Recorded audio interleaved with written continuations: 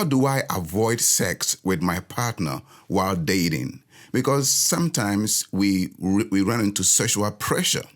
And so it becomes very, very difficult to stay without engaging in premarital sex.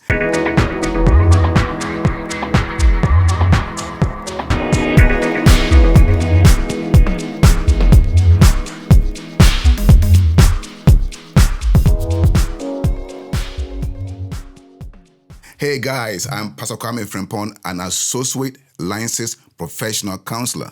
And this channel you are watching is about mental health, self and relationship improvement. If you are here for the first time, please like us, send us comments, and I'm serious, send us comments, share, and please subscribe to our channel, KFLifeCoaching channel, and turn your notification on so you don't miss out on our weekly videos. And thank you so much for watching. So today the conversation is my partner and I, as we are taking coaching, going for counseling, maybe in our church, with a professional counselor. You may say, you know what, we want to avoid engaging in sex. We want to begin a new page. We want to start fresh.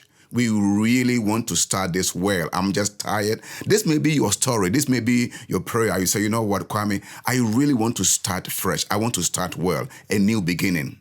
But sometimes we run into sexual pressure and we don't know what are the tricks, what are some techniques, what are some practical tools that you can share with me and my partner so we can begin well. That's a very great thing to do, if you are running, dating, or you are in courtship stage and you really want to start right. You want to build trust in the beginning. You want to have a solid biblical, good conscience foundation on the ground. And you want to do that with your partner. People do that. Everybody is not having sex before they marry. There are so many people who don't do that because they want to build trust. They want to start well. They want to begin on that great note. So today I'm going to share with you top 4 things that you can apply to make your courtship successful and to begin your relationship on the right note. So number 1 is discuss the issue of not engaging in premarital sex. Discuss that issue with your partner ahead of time. So get it out of the table so that everybody know that I'm not saying that we are not going to do this because I don't like you, because I don't love you, or because I don't trust you, or because of other reasons. No, we just want to, we want to agree. We want to be on the same page. So discuss the decision to not engage in premarital sex ahead of time. Sit down with your partner, sit down with your wonderful girl, your boyfriend, and say, hey, let's begin this well. So let's all start that we are not going to do this until we get married. And by doing that, you want to support each other. You want to pray for one another.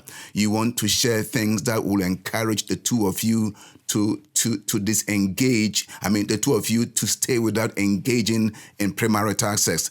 Discussing it ahead of time is very helpful. Discussing it ahead of time helps with the conscience. It helps with the mindset. It helps with the two of you on the same page. So there are so many benefits why this is critical that you share.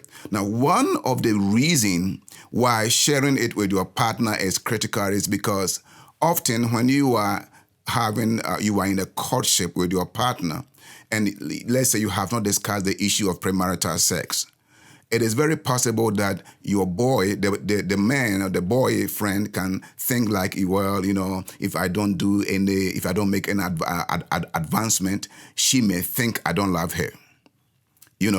And then the girl can also can think, it doesn't happen all the time, but think like, if I don't give myself to him, how will he know that I'm really in love?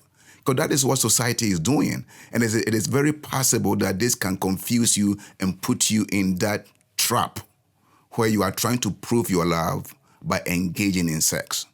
But when you discuss this issue ahead of time, the two of us are on the same page. And being on the same page, we know that this is what we have discussed, we have agreed upon to do, so that if the devil trick me or if my mind trick me, I know that this is the agreement my boyfriend and I, my girlfriend and I have agreed to do. So discuss these things, this value system ahead of time. Number 2, discuss any physical boundaries or any boundaries that will sabotage number 1. See, number 1 is to avoid premarital sex. But there could also be some physical or emotional boundaries that can sabotage it, that will make it not come to pass, not actualizing or realizing that goal. So to meet that goal, we need to discuss any physical or emotional boundaries, particularly physical boundaries. For example, you will say, hey, man, there are certain times that we are not going to meet. There are certain places that we will not meet, because then it will sabotage, number 1, it will sabotage our goal. And you have to sit down and look at all the places, the times, things around your life, and sit down and say, hey, this is what we want to do.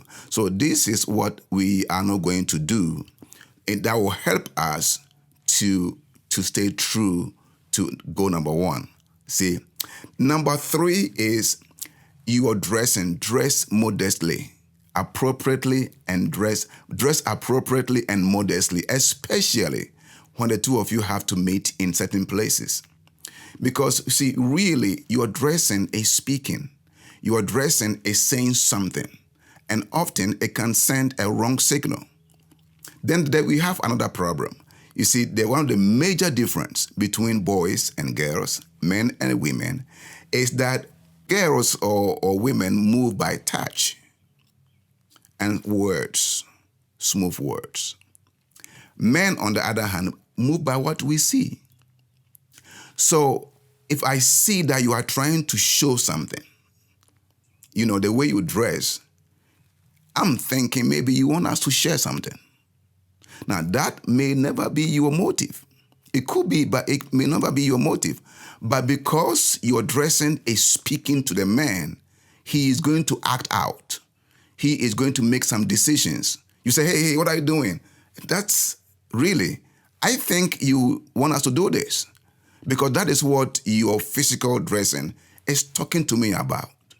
So your dressing, wearing, revealing clothing and all that stuff can mean that you want sex.